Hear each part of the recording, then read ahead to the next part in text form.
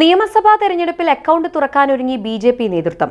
സ്ഥാനാർത്ഥികളെ നേരത്തെ കണ്ടെത്തി പ്രചരണം സജീവമാക്കാൻ കോർ കമ്മിറ്റി നിർദ്ദേശം. രാജീവ് ചന്ദ്രശേഖർ, കെ സുരേന്ദ്രൻ, വി മുരളീധരൻ, ശോഭാ സുരേന്ദ്രൻ എന്നിവർക്ക് ജയസാധ്യതയെന്ന് വിലയിരുത്തൽ. ഗ്രൂപ്പ് രാഷ്ട്രീയം അവസാനിപ്പിക്കാൻ കർക്കശ നടപടികൾ കൈക്കൊള്ളാൻ രാജീവ് ചന്ദ്രശേഖറിന് കേന്ദ്ര നിർദ്ദേശം.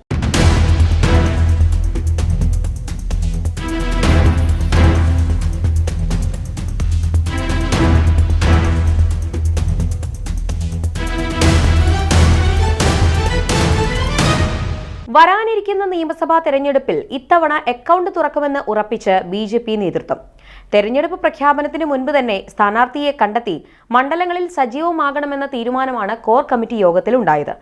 മുതിർന്ന നേതാക്കളായ രാജീവ് ചന്ദ്രശേഖർ, വി മുരളീധരൻ, കെ സുരേന്ദ്രൻ, ശോഭാ സുരേന്ദ്രൻ തുടങ്ങിയവർക്ക് ഏറെ വിജയസാധ്യതയുണ്ടെന്ന വിലയിരുത്തലാണ് കോർ കമ്മിറ്റിയിൽ ഉണ്ടായത്. വിജയസാധ്യതയുള്ള മണ്ഡലങ്ങൾ കണ്ടെത്തി ഗ്രൂപ്പ് വടംവലികൾ ഇല്ലാതെ ഒറ്റക്കെട്ടായി മത്സരിച്ചാൽ വിജയസാധ്യതകൾ ഏറെയാണെന്നാണ് നേതൃത്വം വിലയിരുത്തിയിട്ടുള്ളത്. സംസ്ഥാന അധ്യക്ഷൻ രാജീവ് ചന്ദ്രശേഖർ നേമത്തും, മുൻ പ്രസിഡന്റ് കെ സുരേന്ദ്രൻ തൃശൂരിലും, മുൻ കേന്ദ്രമന്ത്രി വി മുരളീധരൻ കഴക്കൂട്ടത്തും മത്സരിക്കണമെന്നാണ് പ്രാഥമിക തീരുമാനം. ശോഭാ സുരേന്ദ്രന്റെ പേര് കായംകുളത്തും പുതുക്കാടിലും സജീവ പരിഗണനയിലാണ്. ഗവർണർ സ്ഥാനമൊഴിഞ്ഞ അഡ്വക്കേറ്റ് പി.എസ്. ശ്രീധരൻ പിള്ളയെ ചെങ്ങന്നൂരിൽ മത്സരിപ്പിക്കാനാണ് തീരുമാനം. ക്രൈസ്തവ കേന്ദ്രങ്ങളുമായി ശ്രീധരൻ പിള്ളയ്ക്കുള്ള അടുത്ത ബന്ധങ്ങൾ നിയമസഭാ പോരാട്ടത്തിൽ ഏറെ ഗുണകരമാകുമെന്ന വിലയിരുത്തലാണ് കോർ കമ്മിറ്റിക്കുള്ളത്. കെ സുരേന്ദ്രന് പുറമെ ശോഭാ സുരേന്ദ്രൻ, എം.ടി. രമേശ്, പത്മജ വേണുഗോപാൽ എന്നിവരും തൃശൂർ സീറ്റിനു വേണ്ടി നേതൃത്വത്തോട് താൽപര്യം അറിയിച്ചിട്ടുണ്ട്. കാട്ടാക്കടയിൽ പി.കെ. കൃഷ്ണദാസും കോഴിക്കോട് നോർത്തിൽ എം.ടി. രമേശും കണ്ണൂരിൽ സി.കെ. പത്മനാഭനും സ്ഥാനാർത്ഥികളായേക്കാം. പൂഞ്ഞാറിൽ എൻ.ഡി.എ സ്ഥാനാർത്ഥിയായി പി.സി. ജോർജിനെ രംഗത്തിറക്കാനാണ് തീരുമാനം. ഷോൺ ജോർജിനും സീറ്റുണ്ടാകും. പാലായിലേക്കാണ് ഷോൺ ജോർജിനെ പരിഗണിക്കുന്നത്. തിരുവല്ലയിൽ അനൂപ് ആന്റണി, തിരുവനന്തപുരത്ത് വി രാജേഷ് എന്നിവരും ലിസ്റ്റിൽ ഇടം പിടിച്ചിട്ടുണ്ട്. വട്ടിയൂർക്കാവിൽ പത്മജ വേണുഗോപാൽ മത്സര രംഗത്തിറങ്ങാനാണ് സാധ്യത.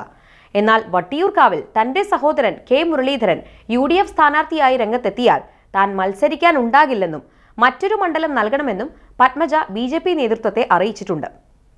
ഇന്ത്യയിലെ വിവിധ സംസ്ഥാനങ്ങളിൽ ബി.ജെ.പി. കരുത്ത് തെളിയിക്കുകയും നിയമസഭാ തെരഞ്ഞെടുപ്പുകളിൽ നിർണായക സ്വാധീനം ഉറപ്പിച്ചുകൊണ്ടിരിക്കുകയുമാണ്. അതേസമയം കേരള നിയമസഭ ഇപ്പോഴും ബി.ജെ.പിക്ക് ബാലികേറാമല തന്നെയാണ്. LDF, UDF മുന്നണികൾക്ക് ശക്തമായ സംഘടനാ സംവിധാനം ഉള്ളതുകൊണ്ട് മാത്രമല്ല ബി.ജെ.പി. സ്ഥാനാർത്ഥികൾക്ക് ജയിക്കാൻ കഴിയാത്തത്.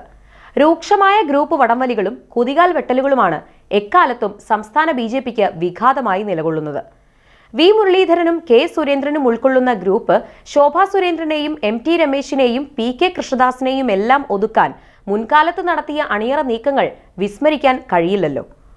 എതിർവിഭാഗത്തിന് തിരിച്ചടി നൽകാൻ കൃഷ്ണദാസ് പക്ഷവും കിണഞ്ഞു പരിശ്രമിച്ചിരുന്നു എന്നതും കാണേണ്ടതുണ്ട്.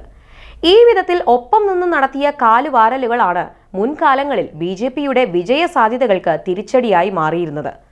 ഗ്രൂപ്പ് രാഷ്ട്രീയം ഉപേക്ഷിച്ച് വിജയമെന്ന ഒറ്റ ലക്ഷ്യത്തിൽ ഉറച്ച് പ്രവർത്തിക്കണമെന്ന് കോർ കമ്മിറ്റി കർക്കശ തീരുമാനം കൈക്കൊണ്ടത് പ്രസക്തമാകുന്നത് ഈ സാഹചര്യത്തിലാണ്. അതുകൊണ്ട് തന്നെ ആസന്നമായ തദ്ദേശ സ്വയംഭരണ തെരഞ്ഞെടുപ്പ് ബി.ജെ.പിയെ സംബന്ധിച്ചിടത്തോളം അതീവ നിർണായകമാണ്. 10 നഗരസഭകളുടെ ഭരണമെങ്കിലും സ്വന്തമായി പിടിക്കണമെന്നും മറ്റിടങ്ങളിൽ നിർണായക സ്വാധീനത്തോടെ വിലപേശൽ ശക്തിയാകണമെന്നുമുള്ള ലക്ഷ്യത്തോടെയാണ് ബി.ജെ.പി. പ്രവർത്തന പദ്ധതികൾ ആസൂത്രണം ചെയ്തിരിക്കുന്നത്. അത് പ്രാബല്യത്തിലാക്കുന്ന വിധത്തിൽ ഗ്രൂപ്പ് വടംവലികൾ ഇല്ലാതെ പാർട്ടിയെ മുന്നോട്ട് കൊണ്ടുപോവുകയെന്ന ദൗത്യമാണ് ബി.ജെ.പിയുടെ ദേശീയ നേതൃത്വം രാജീവ് ചന്ദ്രശേഖറെ ഏൽപ്പിച്ചിരിക്കുന്നത്.